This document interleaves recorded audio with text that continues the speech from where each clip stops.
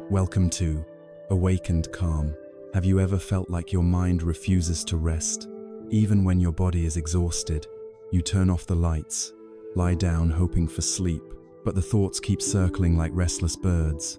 Plans for tomorrow, regrets from yesterday, worries about things that may never even happen. In those moments, it can feel as though peace is something forever out of reach. Yet across thousands of years and countless cultures, people have discovered that peace is not something we must chase outside of ourselves. It is something we can uncover within. Tonight, you are invited to step into that discovery. Welcome to this quiet sanctuary of the heart. Whether you are in a bustling city in North America, a small town in Canada, or somewhere across Europe, this space belongs to you. You do not need to subscribe to a religion, memorize scriptures, or believe in miracles to be here. You only need a willingness to listen and to breathe. For the next stretch of time, you will be guided through stories and timeless teachings that have carried people through storms of stress, loss, and uncertainty. You may find yourself falling asleep halfway through, and that is perfectly fine. These words are designed to meet you exactly where you are, planting seeds of calm that continue to grow even after you close your eyes.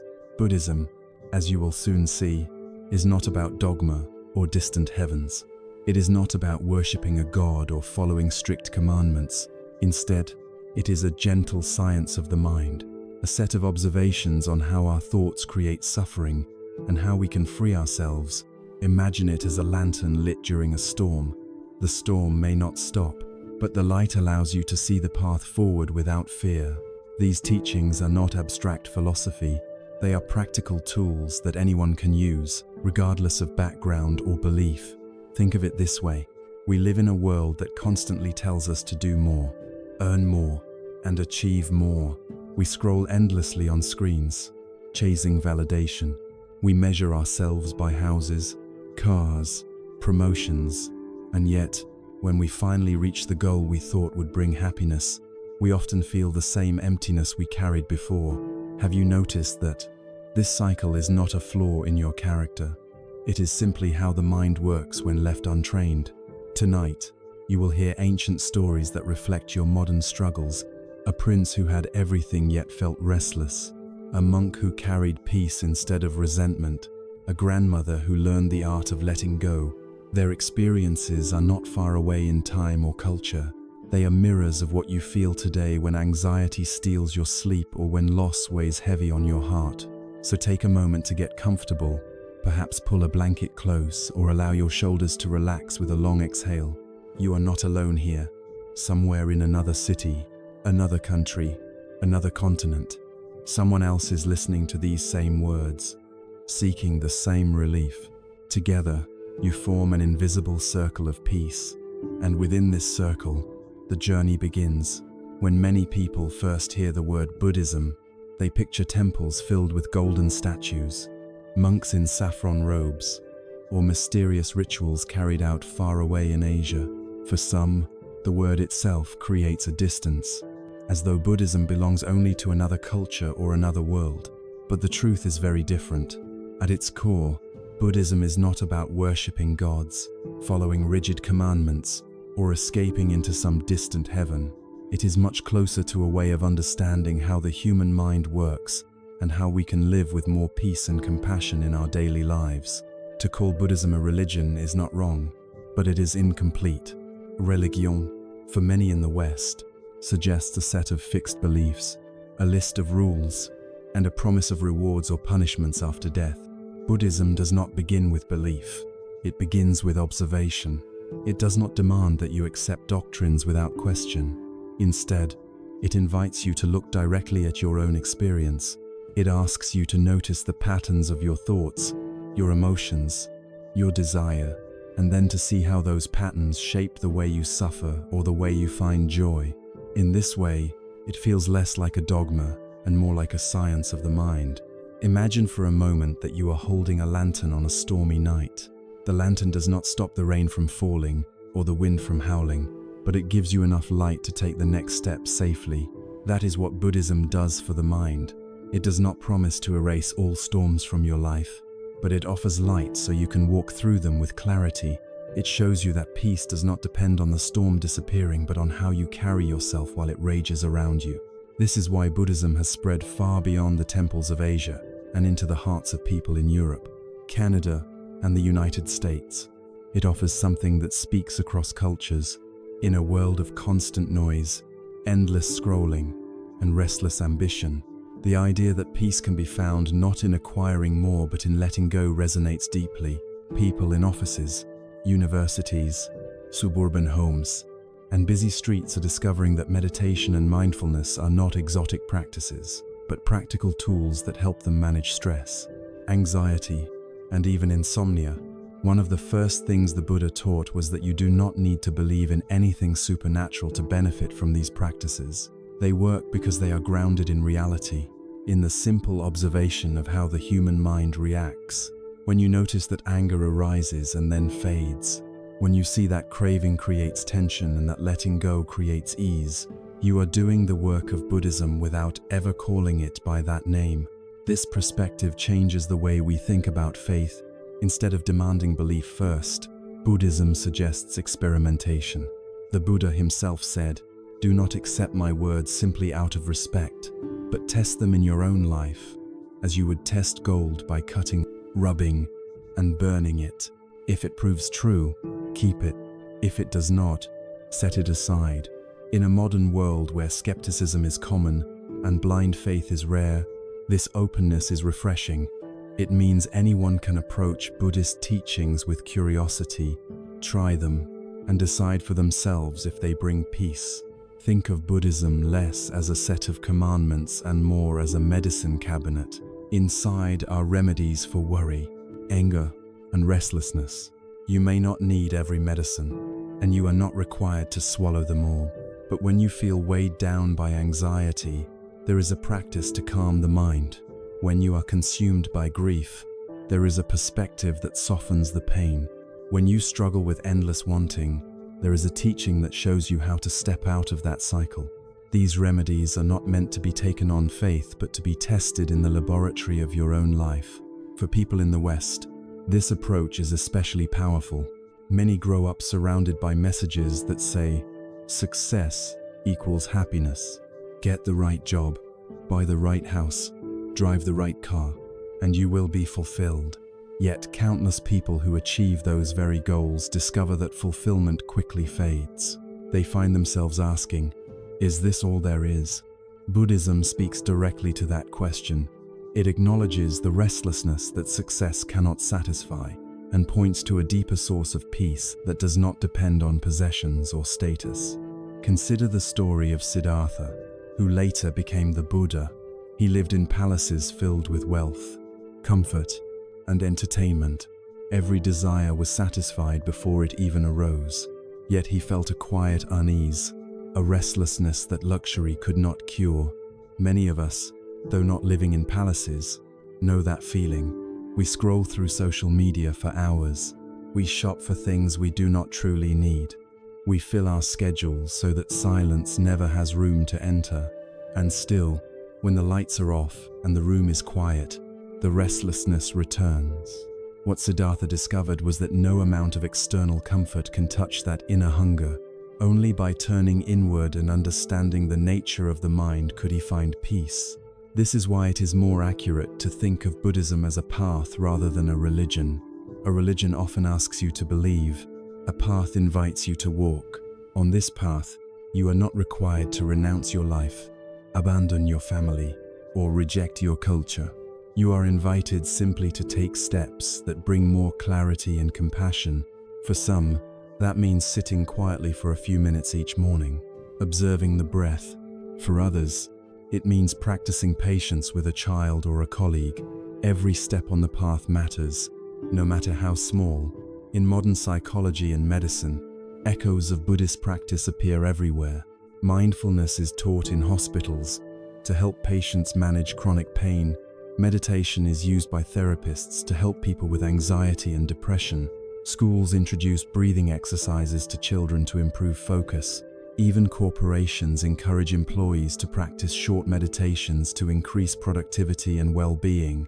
While these uses are often stripped of Buddhist language, their roots are ancient. They show that these practices are not bound to one culture, but belong to all human beings who wish to suffer less and live with more awareness. Another way to understand Buddhism beyond religion is to see it as a mirror. When you stand before it, it does not tell you what to believe. It reflects what is already there. You see the patterns of your mind, the cycles of craving and fear, the quiet spaces of contentment that you might otherwise miss. In this reflection, you discover freedom. Not freedom from life's challenges, but freedom in how you respond to them. Imagine standing in traffic, horns blaring, minutes ticking away, frustration rising in your chest. The situation may not change, but your response can. Instead of fighting the reality, you notice your breath, feel your feet on the ground, and let the tension release. That small shift is Buddhism in action. It requires no temple, no ritual, no belief system. It requires only awareness. In Europe, Canada, and the United States, more and more people are drawn to Buddhism precisely because it does not demand conversion. You can be a Christian, a Jew, an atheist, or someone with no religious identity at all, and still practice meditation, still learn from the teachings. It does not ask you to replace one identity with another, but simply to become more present, more compassionate, more awake in the life you already have. To see Buddhism as just another religion is to miss its most valuable offering. It is a set of tools for the human heart. It is a way of walking through the storms of life with a lantern of clarity. It is a reminder that peace is not hidden in the future or locked away in some distant heaven, but available here and now, in each breath you take. When you begin to see it this way, something shifts. You realize that the restless hunger for more is not inevitable. You see that suffering is not only the big events of life, but also the small resistances you carry each day. And you understand that freedom is possible, not by escaping the world, but by changing the way you meet it. This is the essence of Buddhism, not a religion of rules, but a practice of awareness. Not a distant tradition, but a living path. It is here for you, ready to be tested, ready to be lived, ready to shine its light into whatever storms you face. After understanding that Buddhism is not confined to the category of religion but is more like a path of discovery, it is important to look back to where it began. The story of Siddhartha Gautama, who would later be known as the Buddha, is not simply a tale from ancient India. It is a mirror for our modern lives, a reminder that the struggles of the human heart have not changed in thousands of years. His life shows us that the search for meaning is as urgent today as it was in the palaces of long ago. Siddhartha was born into wealth and privilege. His father, King Suddhodana, made every effort to shield him from discomfort. The young prince lived in palaces designed for every season, surrounded by music, beauty, and luxury. Servants anticipated his needs before he voiced them. He wore the finest clothes, ate the richest foods, and had entertainers whose only task was to keep him smiling. By every standard the world sets for success, Siddhartha had everything. Yet beneath the silks and celebrations, he felt an unease he could not explain. That quiet restlessness is not foreign to us. Many people today, even with stable jobs, comfortable homes, and opportunities their grandparents could never imagine, still lie awake at night with the question, is this all there is? Success, recognition, possessions bring satisfaction for a time, but the satisfaction fades, leaving behind a hunger for something deeper. Siddhartha's story begins here, in the gap between outward wealth and inner longing. The turning point came when Siddhartha decided to leave the palace walls and see the world beyond his protected life. On his first journey, he encountered an old man bent with age, struggling to walk. This was his first direct encounter with the reality of aging, something no amount of wealth could prevent. On his second journey, he saw sickness, a man twisted in pain, fragile and helpless. On his third, he witnessed death in the form of a funeral procession. The truth that every life must end pierced through the illusions his father had built around him. These experiences shook him to his core. For the first time, Siddhartha realized that no palace, no power, no amount of love could protect him or those he cared for from the inevitabilities of age, illness, and death. Instead of sinking into despair, Siddhartha's heart widened with compassion. He began to ask a question that still echoes across time. If suffering is unavoidable, if every human being must face loss and death, how can anyone find true peace? This question is not academic.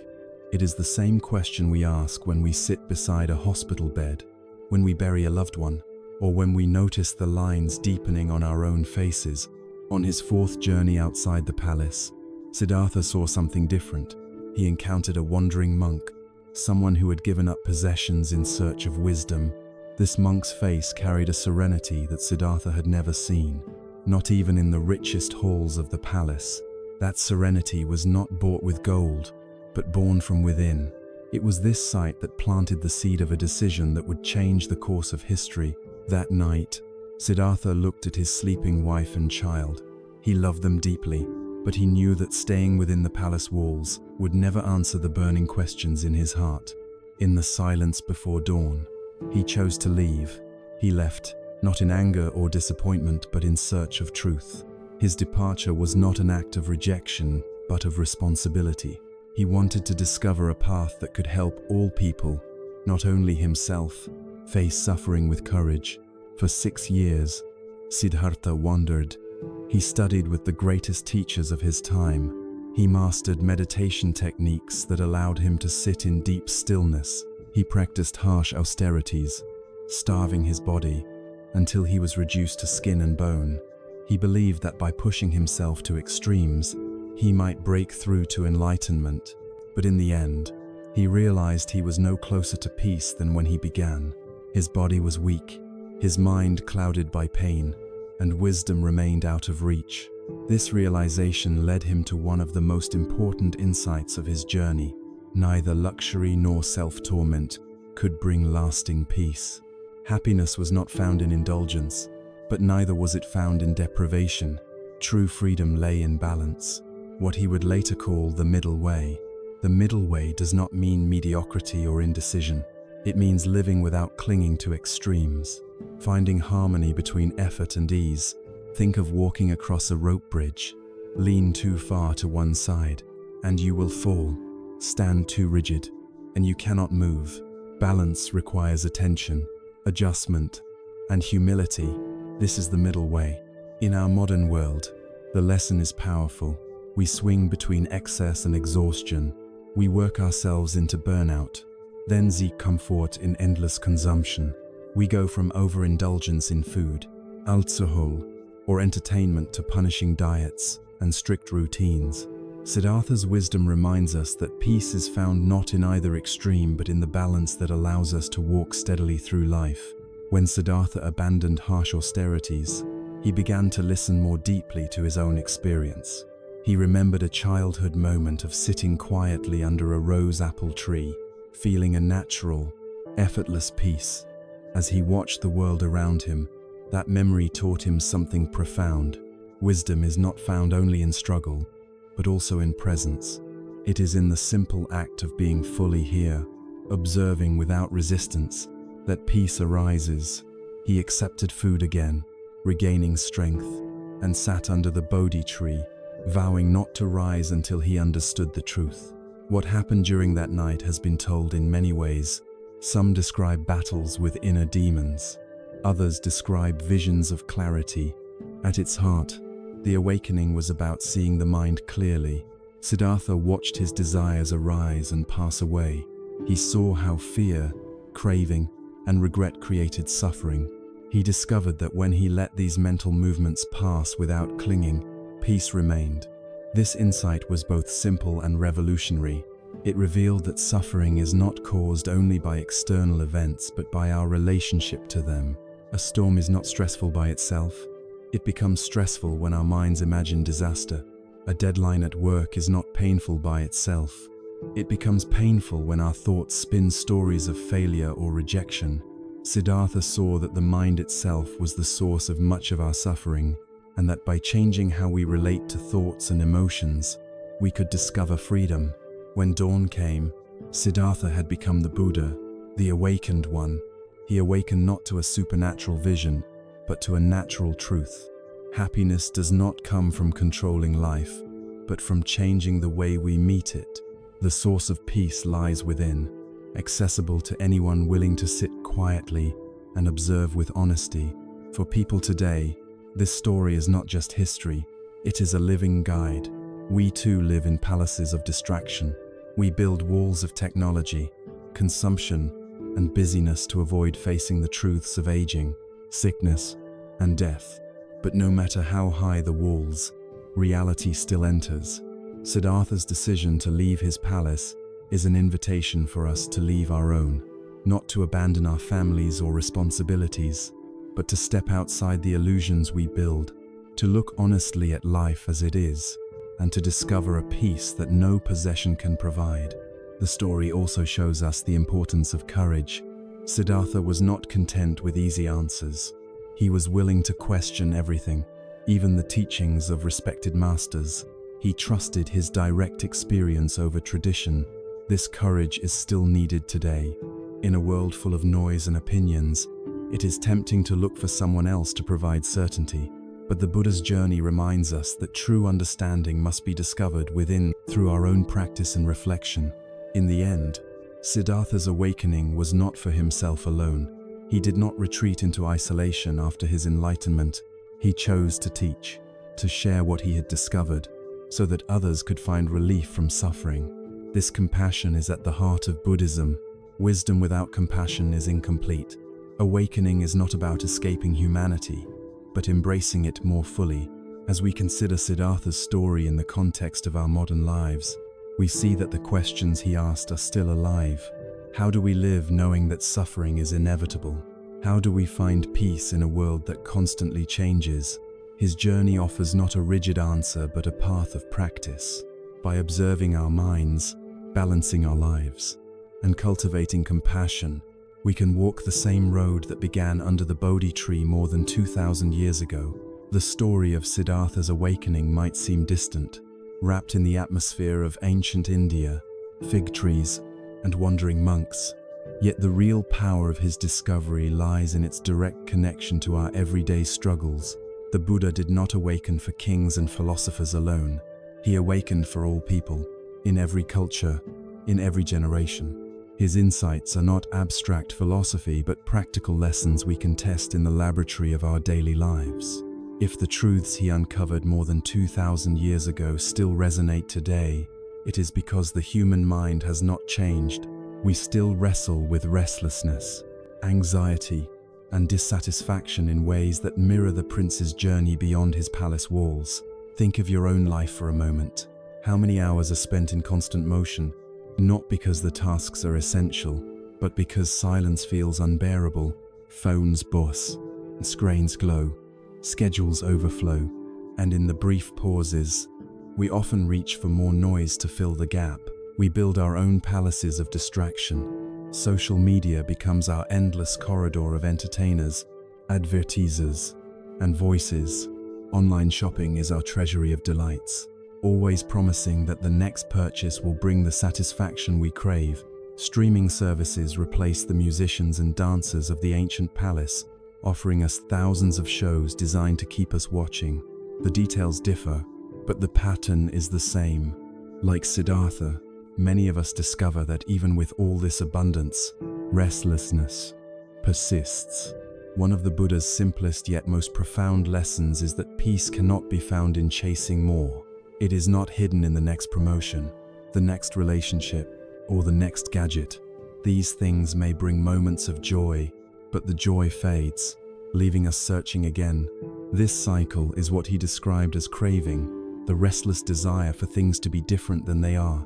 The modern world has perfected the art of feeding this craving, offering us new goals and desires at every turn. Yet his wisdom points in a different direction. Instead of running faster on the treadmill of desire, we can step off and learn to meet each moment as it is. Consider the glass of muddy water. When you stir it constantly, the water remains cloudy. But if you set it down, the mud slowly settles and clarity appears. Our minds are no different. We stir them endlessly with worry, planning, regret, and distraction. The result is confusion and exhaustion. But when we stop stirring, when we allow stillness, peace naturally arises. This is not something that requires years of retreat. It can begin in the smallest of moments, pausing before responding in anger, taking a single deep breath before checking your phone, sitting quietly for 5 minutes in the morning instead of rushing into the day. Each act of stillness allows the mud to settle a little more. One of the most direct ways this teaching applies today is in our relationship with stress. Deadlines at work, bills to pay, responsibilities at home, all create pressure. Yet the Buddha showed that much of our suffering is not caused by the events themselves, but by our mental reaction to them. A deadline is simply a date on a calendar. What creates stress is the flood of thoughts about failing, about disappointing others, about not being good enough. The storm is not in the calendar, but in the mind. When we see this clearly, something shifts. We realize that while we may not always control the external event, we can change how we meet it. This is where mindfulness becomes not a luxury but a necessity. Mindfulness is the practice of paying attention to what is actually happening, rather than being lost in our commentary about it. Imagine walking in the rain. Without mindfulness, you may complain the entire time, replaying how unfair it is that you forgot your umbrella, imagining yourself catching a cold, resenting the weather. The walk feels miserable. With mindfulness, you feel the cool drops on your skin, hear the rhythm of water on leaves, and notice the freshness in the air. The rain is the same, but the experience is different. The difference is not in the event, but in the mind. Modern psychology confirms what the Buddha observed. Studies show that mindfulness reduces anxiety, improves sleep, and even lowers blood pressure. But beyond science, the practice gives us a taste of freedom. We are no longer prisoners of every thought and emotion. We learn to watch them rise and fall like waves on the ocean. We may not stop the waves, but we do not have to drown in them. Another lesson that carries into modern life is the middle way. Our culture often pushes us to extremes: work harder, achieve more, sacrifice everything for success. Or on the other side, indulge every desire, escape into endless entertainment, avoid responsibility. Both extremes leave us empty. The middle way invites balance. It asks us to work with dedication, but not to the point of burnout. To enjoy pleasures without clinging to them as the source of our identity. To rest without falling into laziness. Balance is not glamorous. It rarely makes headlines, but it brings a quiet stability that supports a deeper happiness. Let us take a common example. Many people today struggle with health. Some drive themselves into punishing diets and extreme exercise, chasing an image of perfection. Others ignore their bodies altogether, numbing themselves with food or inactivity. Neither extreme brings peace. The middle way would encourage mindful eating, joyful movement, and kindness toward the body as it changes with age. This balance does not mean mediocrity, it means sustainability. It means living in a way that nourishes rather than exhausts. The Buddha's insights also apply to relationships.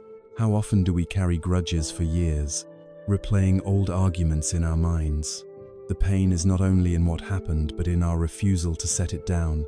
The story of the two monks and the woman at the river captures this perfectly. One monk carried her across the water and then let her go. The other carried her in his mind for hours, long after the moment had passed. We do the same with memories of betrayal, harsh words, or failures. We keep them alive, fueling our suffering. The teaching is simple. Put down the weight. Let the past be past. In doing so, we free ourselves to live in the present. In a world so connected by technology, another direct lesson is the power of attention. Everywhere, our focus is pulled in 1,000 directions. Notifications, emails, headlines, advertisements all compete for our awareness. Yet the Buddha's teaching reminds us that where we place our attention shapes our lives. If we scatter it, our minds become scattered. If we place it intentionally, our minds become clear. Mindfulness is not only about noticing the breath, it is also about choosing where to look, what to feed, what to let go. In this sense, turning off a notification, stepping away from a screen, or listening fully to a friend without distraction are all acts of practice. These lessons are not meant to remove us from life, but to help us live it more fully. The Buddha did not teach people to escape the world, but to see it clearly. He encouraged farmers, merchants, parents, and workers to bring awareness into their daily tasks. The same applies to us. Washing dishes can be an act of mindfulness. Driving in traffic can be a chance to practice patience. Even in the middle of a crowded subway, you can notice your breath and return to the present moment. The beauty of these teachings is their simplicity. They do not require special equipment or sacred spaces. They are not locked away in monasteries. They are available in each moment, waiting to be practiced. And each practice, no matter how small, plants a seed of peace. Over time, those seeds grow into resilience, clarity, and compassion. When we think about direct lessons for modern life, perhaps the most important is this: suffering is not a mistake. It is not a punishment. It is part of being human. The Buddha did not teach us to run from it, but to face it with wisdom. When we do, suffering itself becomes a teacher. Pain reminds us of impermanence. Loss teaches us to cherish what we have. Anxiety invites us to slow down and breathe. In this way, even difficulty becomes a doorway to awakening. As you reflect on these lessons, notice how they meet your own life. Which palaces of distraction do you live in? Where do you swing between extremes? What burdens are you still carrying long after the moment has passed? Each awareness is the beginning of freedom. The path does not require dramatic leaps. It begins with small steps taken right where you are. If the lessons of Buddhism are simple and practical, Zen stories bring them to life in unforgettable ways. For centuries, Zen masters have taught not through long lectures but through short tales, sharp questions, and images that linger in the heart. These stories bypass the intellect and speak directly to the human experience. They are not meant to be solved like puzzles, but to awaken insight in those who hear them. One of the most famous stories is about the monk Joshu. A student once asked him, "Does a dog have Buddha nature?" According to tradition, every being has the potential for awakening, so the expected answer would have been yes. Instead, Joshu replied, "Mu," which can mean no, nothing, or simply emptiness. His answer confused the student and has puzzled seekers for centuries. But the point was not about dogs. It was about the habit of looking outside ourselves for confirmation. When we ask, "Do I have Buddha nature? Am I spiritual enough? Or will I ever find peace?" we are already lost in a mental game. Joshu's Mu sweeps away the question entirely, pointing back to the simple fact of awareness in this very moment. What makes this story timeless is how easily we can see ourselves in it. Modern life is filled with the same restless questions. Am I successful enough? Do people respect me? Will I ever be satisfied? We chase answers from careers, relationships, and possessions. But the real insight is that peace is not a prize to be won. It is the ground beneath our feet, already present. Joshu's response was less about denying the truth and more about pulling the rug from under the endless search. Another parable illustrates the same wisdom in a different way. Two monks were traveling together when they came to a river. On the bank stood a young woman unable to cross the current. The elder monk lifted her gently, carried her across, and set her down on the other side. Hours later, the younger monk, troubled and angry, said, "Our vows forbid contact with women. How could you break the rules?" The elder monk replied, "I set her down at the riverbank hours ago. You are still carrying her." This story shines a light on a burden we all know. We carry resentments, replay conversations, and nurse old wounds long after the moment has passed. Like the younger monk, we believe we are upholding something righteous, but in reality, we are the ones weighed down. The elder monk's wisdom reminds us that letting go is not weakness but freedom. Carrying burdens of memory only deepens suffering. Setting them down opens the way to peace. These stories may come from monasteries centuries ago, but their relevance in the modern world is unmistakable. Think of an office worker who spends the entire day stewing over a harsh email. The words were read once, but the mind replays them again and again, each repetition adding weight. This is carrying the woman across the river long after the task is done. Another example might be a family member who clings to a grudge from years past, allowing it to poison every holiday gathering. The teaching of the elder monk could release them both. Zen stories often appear paradoxical, designed to disrupt habitual thinking. They are not logic puzzles, but doorways to direct experience. For example, a master may ask a student, "What was your face before your parents were born?" On the surface, the question is impossible, but its purpose is to break through the reliance on concepts and point to the truth that awareness is beyond personal identity, beyond past and future.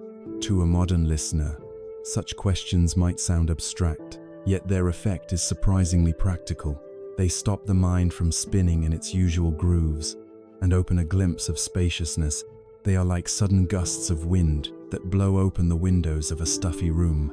The mind that has been looping through worries and judgments suddenly pauses, and in that pause a deeper clarity appears. Even the simplest Zen stories can illuminate complex truths. There is the tale of a master pouring tea into a visitor's cup. He keeps pouring until the tea overflows. The visitor protests, and the master replies, "Like this cup, you are full of your own opinions. How can I show you anything unless you first empty your cup?" The lesson is clear. Without humility and openness, learning is impossible. We see the same pattern today when conversations collapse into arguments because no one is willing to listen. Emptying the cup is not about rejecting knowledge, but about creating space for new understanding. Stories also bring humor into teaching. Zen masters are known for their unpredictable actions. One might shout, strike the floor, or laugh in response to a serious question. These gestures are not cruelty, but compassion, designed to wake students from the dream of endless thought. In our age of constant seriousness and pressure, this humor is refreshing. It reminds us not to hold too tightly to our identities or our problems. Sometimes a laugh carries more wisdom than a sermon. Another famous parable tells of a man running from a tiger. He reaches a cliff, grabs a vine, and dangles over the edge. Above him, the tiger snarls. Below, another tiger waits. Two mice begin gnawing at the vine.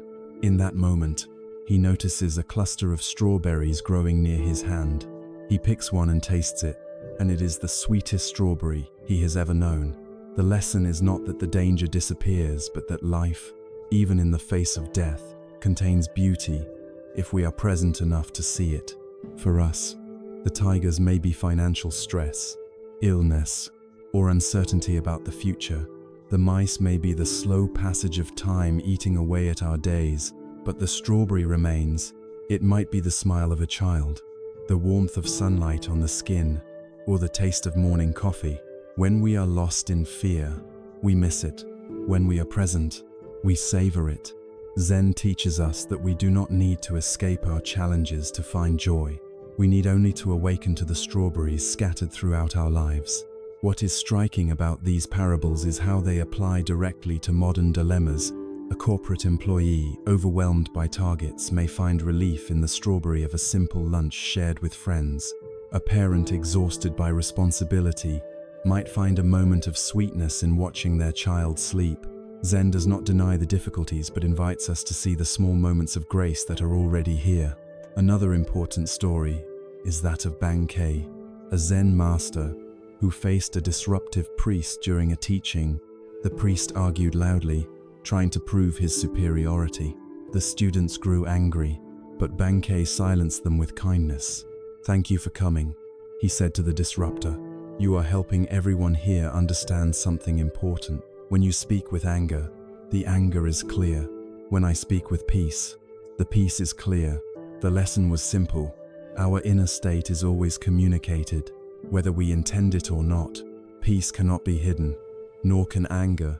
In our modern world, this is especially relevant. Social media, workplaces, and homes all echo with the tone we carry inside.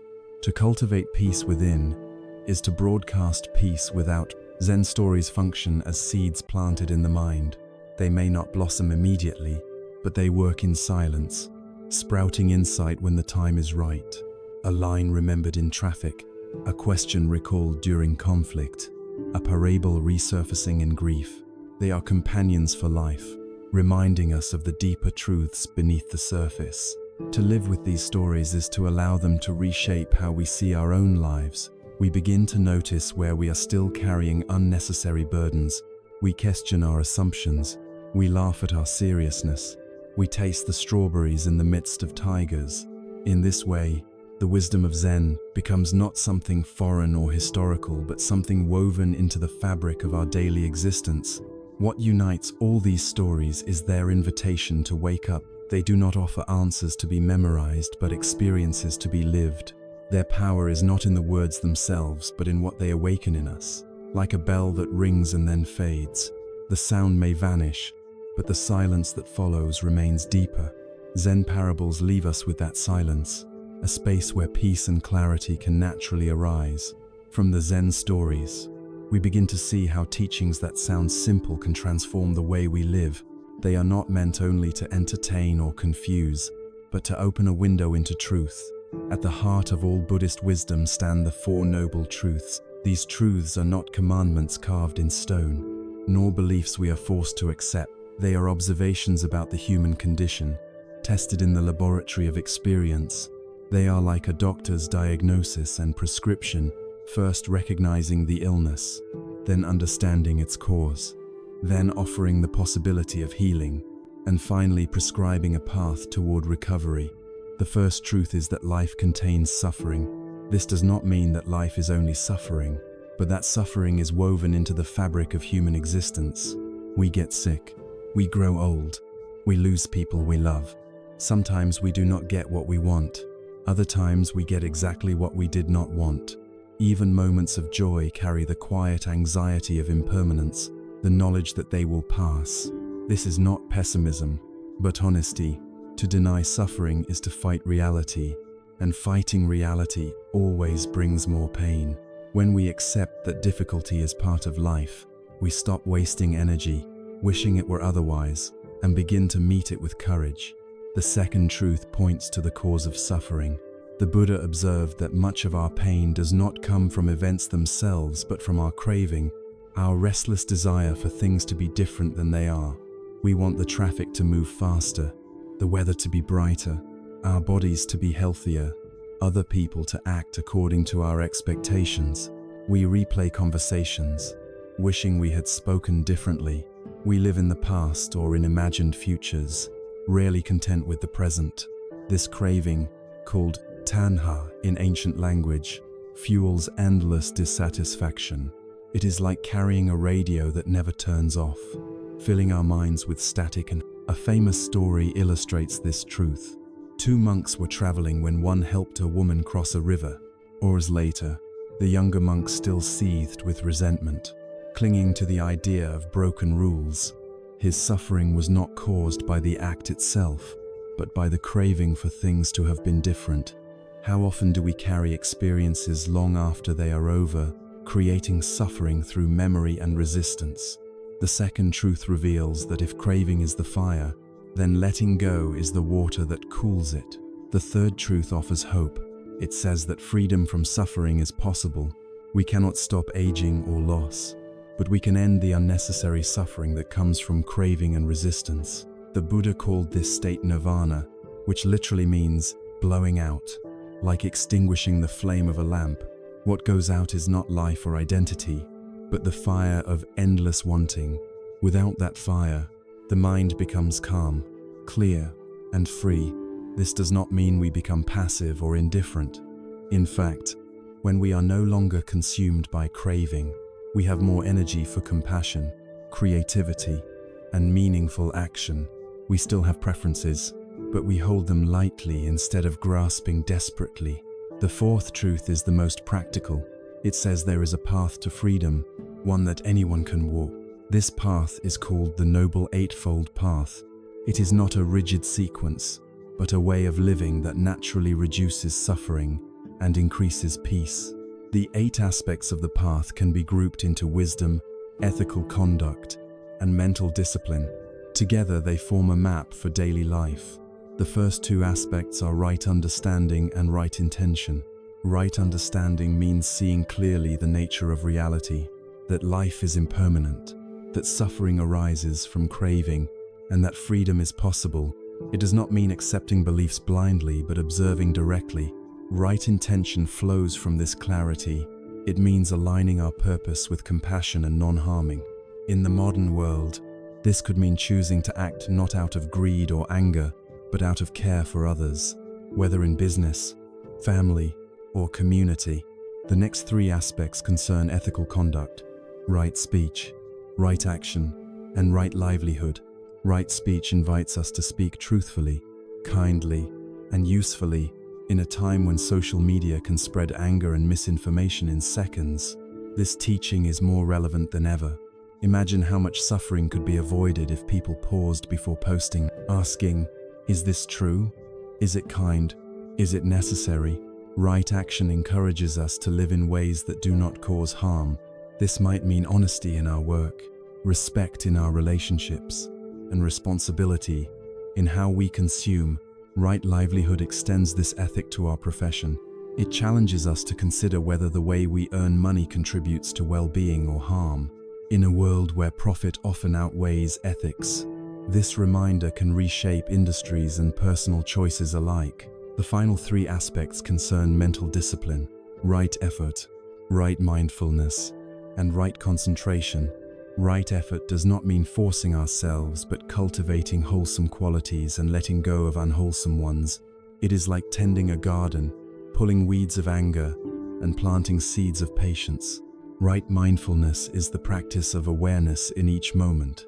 It means paying attention to our thoughts, emotions, and sensations without judgment.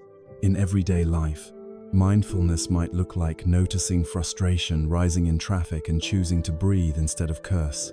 Right concentration refers to deep states of meditation, where the mind becomes steady and focused, leading to profound insight.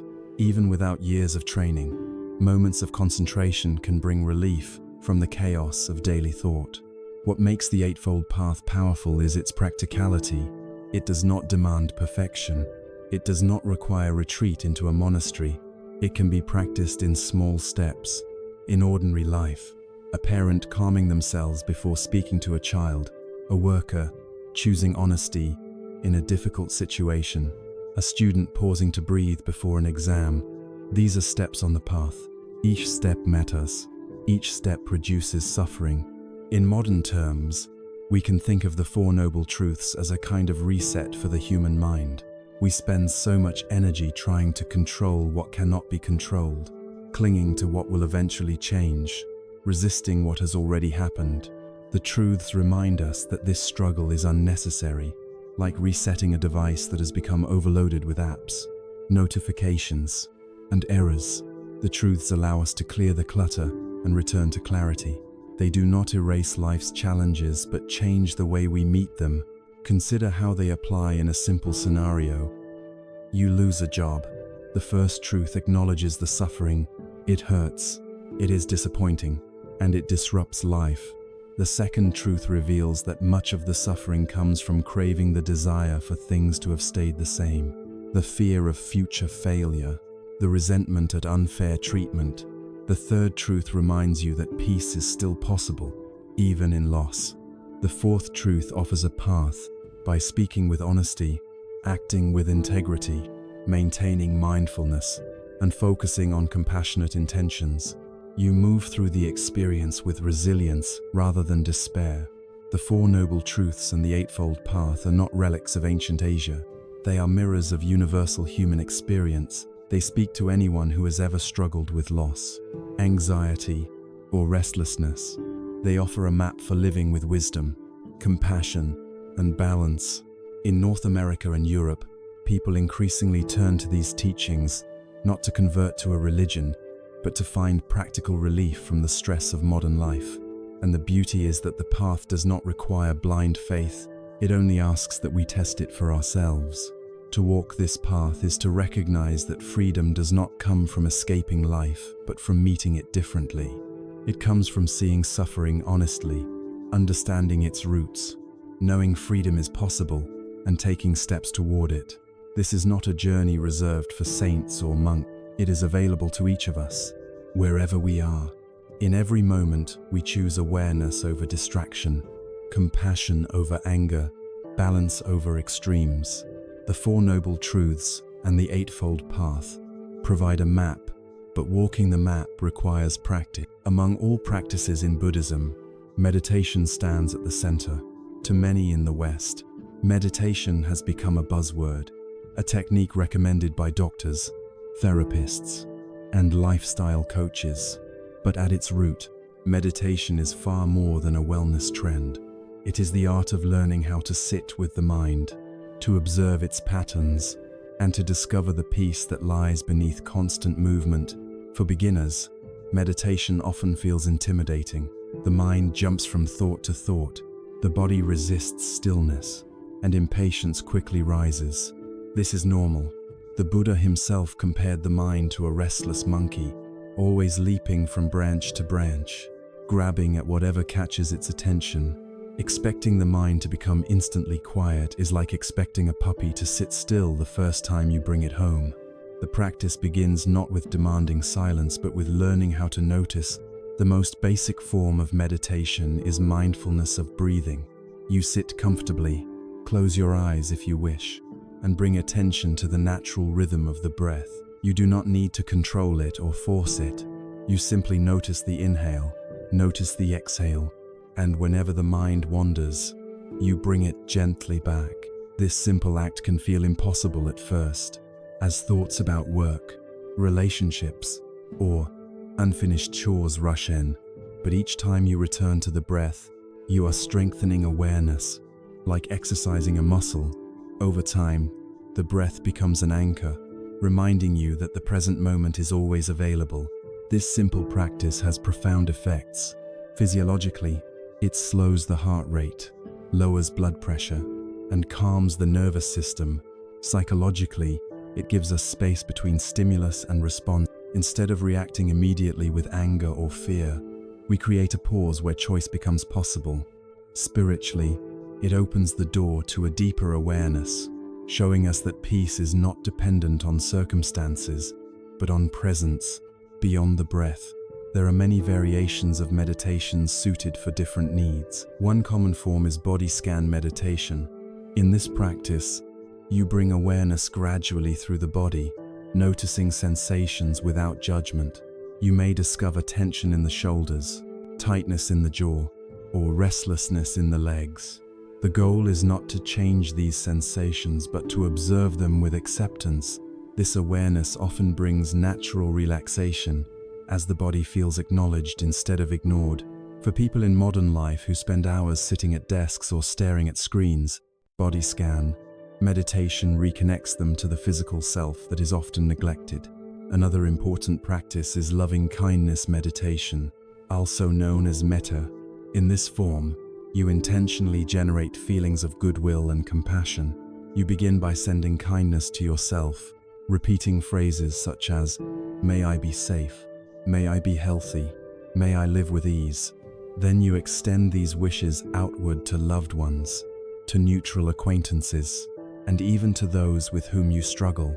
At first, it may feel artificial, but with repetition, the heart begins to soften.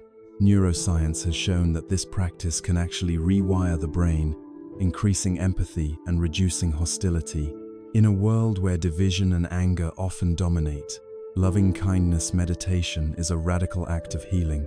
Walking meditation is yet another path. Instead of sitting still, you move slowly and deliberately, paying attention to each step. You feel the heel touch the ground, the rolling of the foot, the lift of the leg. This practice transforms an ordinary action into a field of awareness. For those who find sitting difficult or who feel restless, walking meditation is a reminder that mindfulness is not confined to a cushion. It can be carried into the act of moving through life. In our modern age, we also need what might be called digital meditation. This does not mean meditating with a phone, but meditating on our relationship with it.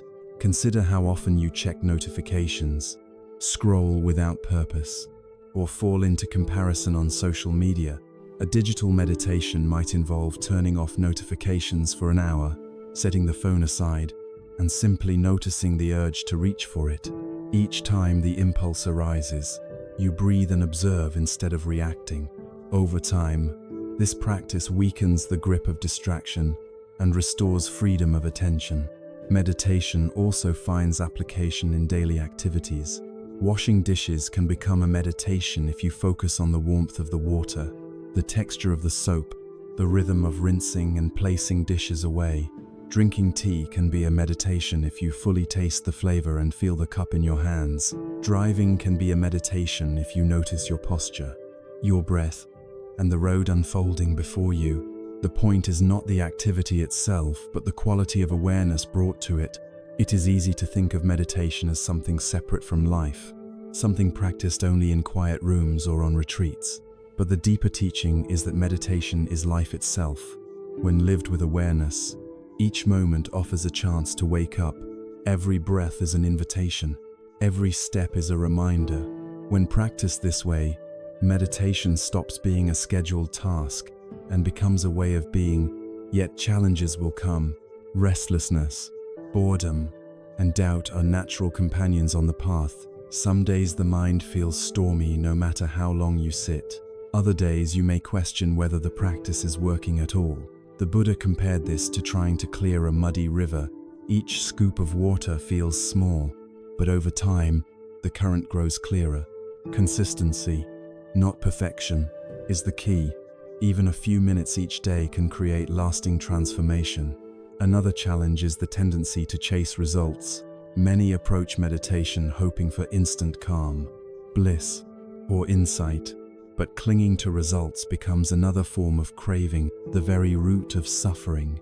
True meditation is not about achieving a state, but about being present with whatever arises. Some days that may be peace, other days restlessness. Both are teachers. The practice is to meet each with openness, knowing that everything changes. Scientific studies continue to confirm what meditators have known for centuries. Regular practice reduces stress hormones, improves focus, and enhances emotional regulation. Brain scans show increased activity in regions related to compassion and self-awareness. Yet these benefits, while valuable, are not the ultimate goal. The deeper gift of meditation is freedom, the freedom to experience life without being enslaved by every thought, emotion, or impulse. Meditation also carries ethical implications. When we cultivate awareness, we become more conscious of how our actions affect others. We notice the sharp tone in our voice, the impatience in our gestures, the subtle ways we contribute to suffering. With awareness comes responsibility, and with responsibility comes compassion. In this sense, meditation is not self-indulgence, but service. By transforming our own minds, we transform the way we show up in the world. For people in North America and Europe, meditation often begins as a tool for stress relief. And indeed, it serves that purpose well. But over time, many discover that it offers something deeper. It shifts the entire orientation of life from constant striving to simple presence. Instead of chasing happiness in distant goals, we discover it in the ordinary moment. The taste of food, the sound of rain, the smile of a stranger all become gateways to peace. Advanced practices build upon this foundation. Concentration meditation involves focusing deeply on a single object until the mind becomes absorbed. Insight meditation goes further, observing the impermanent, unsatisfactory, and selfless nature of all phenomena. These practices can lead to profound realizations, but they rest on the same simple ground, awareness of the present moment. No one needs to master advanced states to benefit. Even basic practice brings transformation when done sincerely. Ultimately, meditation is not about escaping life, but embracing it. It is not about retreating from challenges, but meeting them with clarity. When you meditate, You learn to watch thoughts rise and fall without being swept away. You learn to sit with discomfort without running. You learn to savor joy without clinging. This is the art of living awake. The invitation is simple. Begin where you are. Sit quietly for a few minutes. Breathe, notice, return when you wander. Over time, these small acts accumulate into great change. The restless monkey mind begins to settle. The muddy water begins to clear. And beneath the noise, you discover what was always there, an inner stillness untouched by circumstance. This stillness is not a prize at the end of the path. It is the path itself. Every breath, every step, every act of awareness is already a form of awakening. Meditation shows us that peace is not something we must earn. It is our natural state, waiting to be uncovered. If meditation on the breath and body teaches us awareness, loving kindness meditation teaches us the language of the heart. It is one thing to observe thoughts and sensations, but another to cultivate a heart that meets the world with openness instead of hostility. Buddhism has always emphasized that wisdom and compassion must walk together. To see clearly without kindness can turn into cold detachment. To feel deeply without wisdom can drown us in sentiment. The practice of loving kindness, often called metta, brings these two qualities into balance. At its core, metta is simple. You sit quietly, bring someone to mind, and silently repeat phrases of goodwill. May you be safe. May you be healthy. May you live with ease. You begin with yourself, because compassion for others must grow from compassion for the self. Then you extend these wishes outward to loved ones, to neutral people, and even to those who cause you pain. The words are gentle, but the effect is powerful. Over time, the heart softens, the walls of resentment weaken, and the capacity to love expands. In modern life, we often think of love as a feeling that arises spontaneously, tied to attraction or personal connection. Metta challenges this notion. It teaches that love can also be a practice, something cultivated deliberately like a garden. Just as a gardener waters the soil, even when no shoots are visible, we repeat these phrases, even when no emotion arises. Slowly, something begins to grow. The heart learns to respond with kindness more naturally, just as muscles strengthen with exercise. Consider a story often told in Buddhist tradition. Ananda, a close disciple of the Buddha, once quarreled with his younger brother. Words were exchanged, tempers flared, and bitterness took root. Ananda turned to the practice of loving kindness.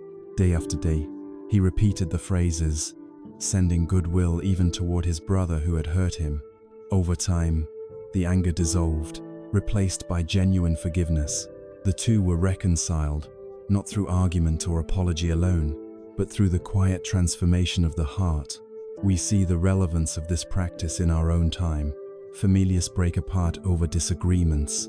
Communities fracture along political or cultural lines.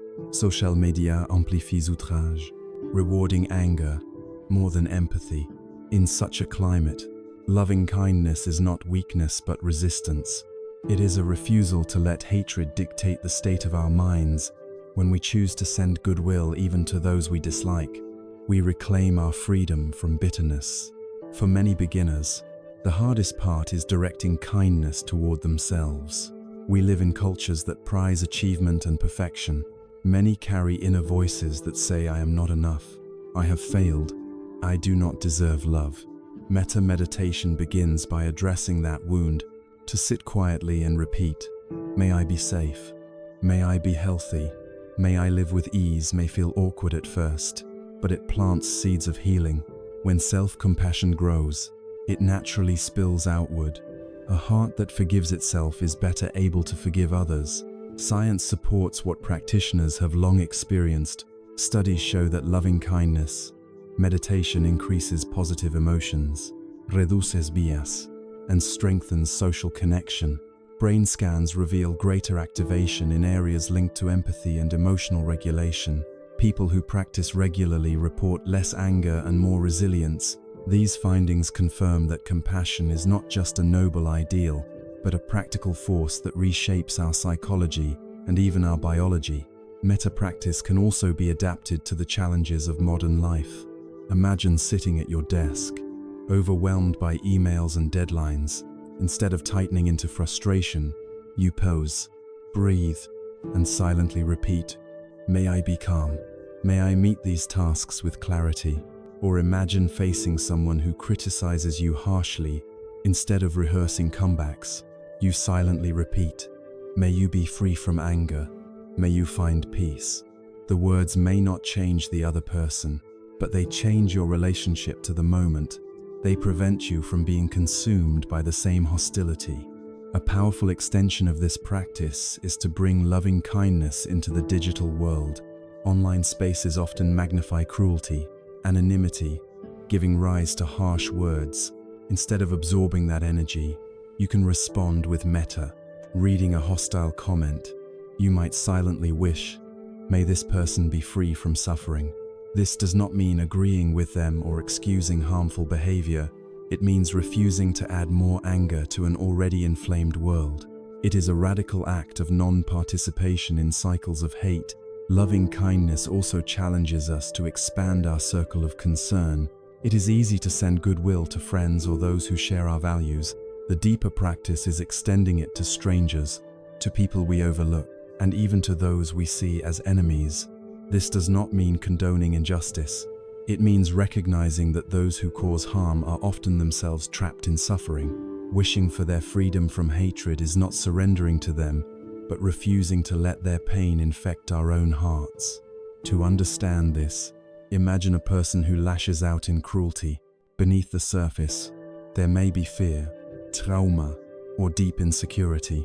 By sending them loving kindness, we are not just wishing for our own peace but for theirs, trusting that a healed heart is less likely to harm others. This perspective transforms compassion from sentiment into strategy. It becomes a way of breaking cycles of harm. The practice of metta can be woven into daily routines. On the subway, you might silently wish well for the strangers around you. In traffic, you might extend kindness to the drivers ahead and behind. In a meeting, you might silently hope that everyone present finds clarity. These small acts shift the atmosphere. They may go unnoticed by others, but they change you, and through you, they change the world around you. The greatest challenge comes when extending compassion to those who have caused deep harm. It may feel impossible, even offensive, to wish them well. In such cases, it is important to remember that loving kindness does not mean excusing or forgetting. It means refusing to let hatred control your heart. You can still seek justice, set boundaries, or walk away, but you do so without poisoning yourself with ongoing resentment. In this way, metta becomes a form of self-protection as well as generosity. Loving kindness also deepens our experience of joy. Too often, we envy others when they succeed or find happiness. Metta invites us to rejoice instead. May you be joyful. May your happiness continue. Rejoicing in the happiness of others multiplies joy rather than shrinking it. It transforms competition into connection. In relationships, the impact of loving kindness is profound. Couples who practice together often report less conflict and more patience. Parents who practice find themselves less reactive with children. Teachers who practice bring more warmth into classrooms. Each act of kindness ripples outward, touching lives beyond our awareness. Ultimately, loving kindness, meditation is not about manufacturing emotions, but about cultivating intention. Feelings come and go, but intention can be trained. Each time you repeat the phrases, you train your heart toward kindness. Over time, that intention becomes natural, shaping the way you respond to life. The Buddha once said that just as a mother protects her only child with her life, so should we cultivate boundless love for all beings. This is the essence of metta. It is not a fragile emotion, but a fierce commitment. It does not retreat in the face of difficulty, but grows stronger. It teaches us that compassion is not limited, that the heart can expand without end. For people in the West, this practice answers a deep hunger. In societies where loneliness and division are common, loving kindness reconnects us. It reminds us that beneath our differences, Every person longs for safety, health, and ease. By cultivating that wish, we bridge gaps that seem impossible to cross. The practice of compassion also protects us from despair. When faced with suffering in the world, war, poverty, injustice, it is easy to feel overwhelmed. Metta does not solve these problems directly, but it prevents us from shutting down. It keeps the heart open, which is the first step toward meaningful action. A compassionate heart is more resilient, more creative, and more committed to change. In the end, loving kindness meditation is not about escaping the harshness of life, but about meeting it with a heart unafraid to love. It is about cultivating the courage to care even when it is easier to turn away, and it is about discovering that in giving compassion, we receive it ourselves. For the act of wishing another well always reflects back, softening our own wounds and reminding us that peace is possible. If loving kindness teaches us to open our hearts, the art of letting go teaches us how to keep them free. Compassion allows us to connect with others, but without letting go, we risk becoming trapped by our own attachments, regrets, and expectations. The Buddha described attachment as the root of much suffering, not because love or desire are wrong, but because clinging to them makes us fragile. When we cling, we demand that life remain a certain way, but life, by its nature, is always changing. The art of letting go is the art of living in harmony with change. We can begin by recognizing the many forms of attachment that shape our daily lives. Some are obvious: our longing for possessions, wealth, or recognition. Others are subtle: our need for approval, our insistence on being right, our desire to control how others see us. These attachments may seem harmless, but when threatened, they create anxiety, anger, and disappointment.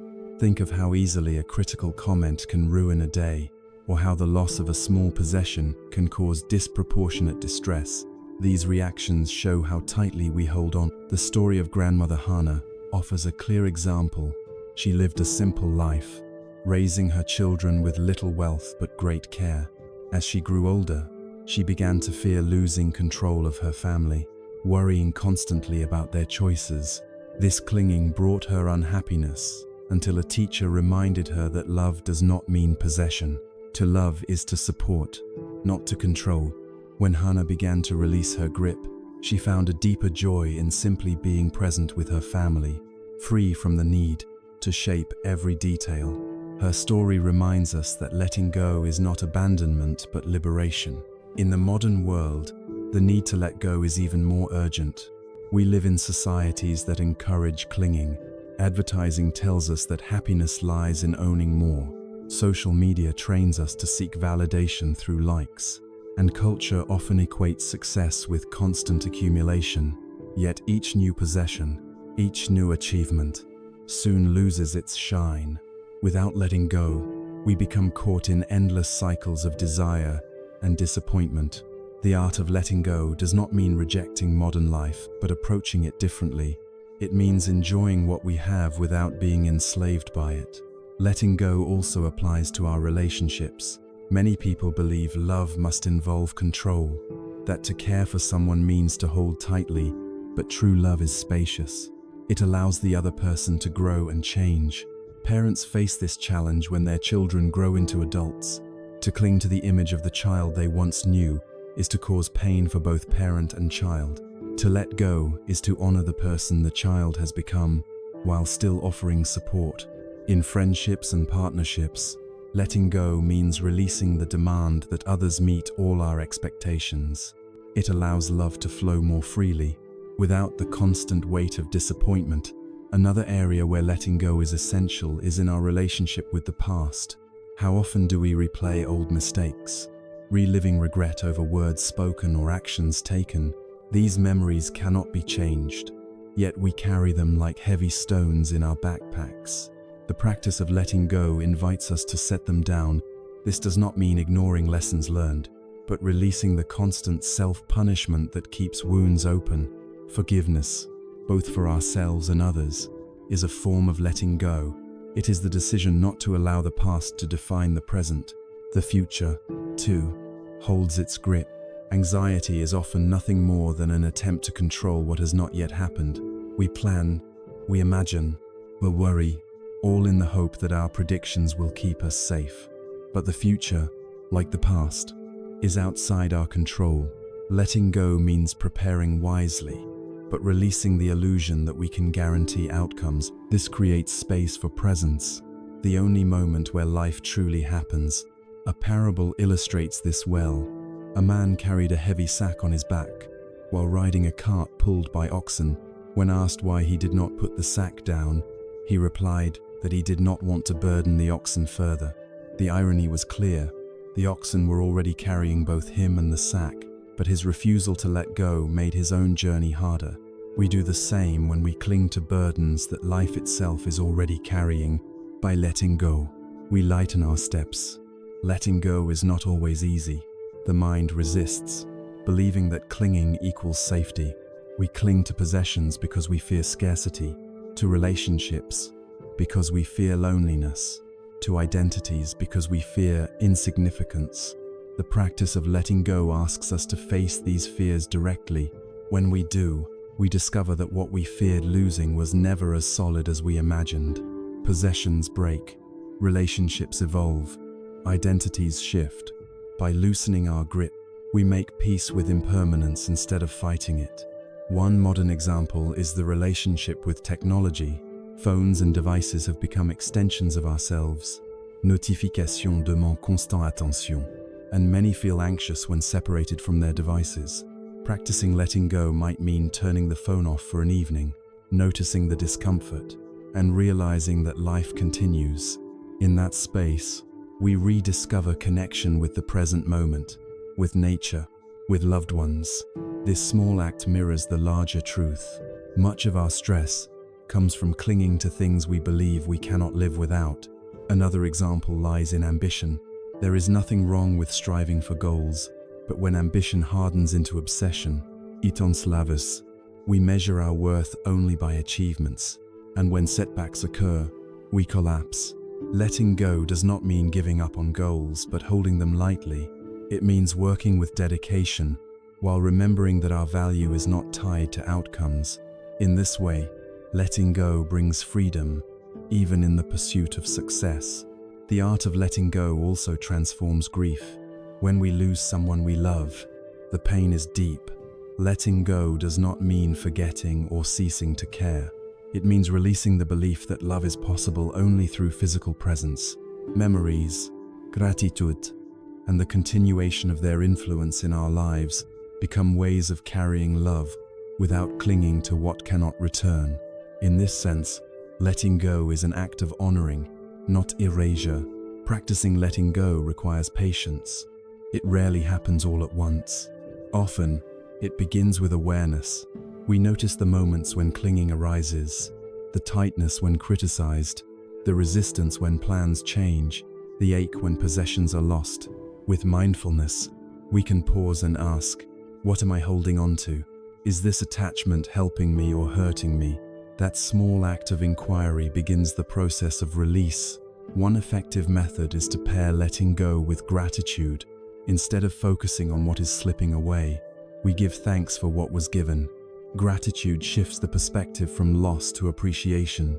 When a chapter of life ends, gratitude allows us to celebrate its gifts while releasing the need to hold it forever. Gratitude and letting go together create a balance that honors impermanence without bitterness. Letting go is not passive resignation. It is an active practice of trust. It trusts that life will continue, that change is natural, and that peace is possible even in uncertainty. It requires courage, but it rewards us with freedom. When we let go, we discover spaciousness in the heart. Energy once trapped in resistance, now available for creativity and compassion. In Western culture, where control and ownership are prized, this teaching can feel counterintuitive. Yet more and more people in the United States, Canada, and Europe are finding relief in the practice of letting go. Minimalist lifestyles, decluttering movements, and mindfulness practices all reflect this desire. They remind us that happiness does not come from holding more but from needing less. Ultimately, The art of letting go is about trust and presence. Trust that we are enough as we are. Trust that life unfolds in ways beyond our control. Presence in each moment without being bound by the weight of past or future. To let go is to live fully, meeting life, not with clenched fists, but with open hands. As the Buddha and countless teachers since have shown, freedom does not come from accumulating or controlling, but from releasing. The river of life flows whether we cling to the banks or not. When we release our grip, we do not lose the river, we join it. In that joining, we discover the peace that was always waiting beneath our struggles. We have traveled together through a wide landscape of wisdom, from the story of Siddhartha's awakening to the lessons of Zen parables, from the practical guidance of the Four Noble Truths and the Eightfold Path, to the living practices of meditation, loving kindness, and letting go. A common thread has emerged. Peace is not found in distant places or in possessions that fade. Peace is uncovered within, in the quiet courage to see life as it is, and to respond with awareness and compassion. These teachings are not confined to temples or ancient texts. They speak directly to our modern lives in North America, Europe, and beyond. We too live in palaces of distraction, filled with technology, endless tasks, and pressures to achieve.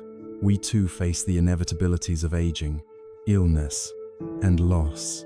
And like Siddhartha, we too search for something deeper, something that will not vanish when the moment changes. Buddhism offers not promises of another world, but tools to live wisely in this one.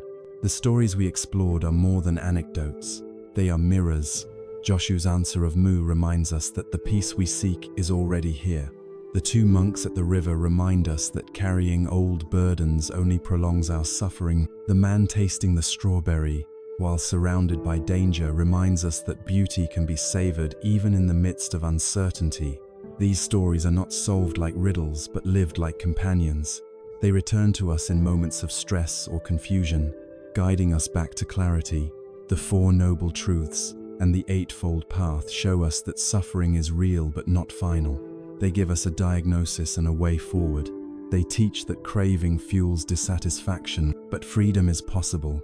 They remind us that right understanding, right speech, right action, and right mindfulness are not lofty ideals, but practical steps that shape our days.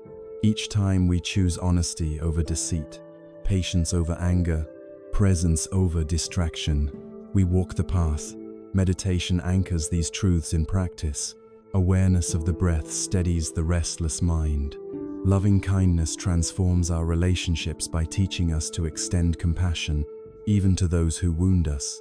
The art of letting go frees us from the chains of regret, fear, and control. Together, these practices form a way of living awake, meeting each moment with openness instead of resistance. The call now is not to memorize, but to live. These teachings are not complete when the words end. They come alive only in your choices. You do not need to sit for hours or retreat to distant mountains. Begin with a single breath taken in awareness. Begin with a kind word spoken instead of a harsh one. Begin with setting down a burden you no longer need to carry. Each small act is a seed of transformation. The invitation is simple yet profound. Let awareness guide you. Let compassion soften you. Let letting go free you. If you take even one teaching into your daily life, you will begin to notice the difference. Stress will not vanish. Challenges will not disappear, but your relationship to them will change. And in that change lies freedom. The path is open. It waits not in the future, but in this very moment.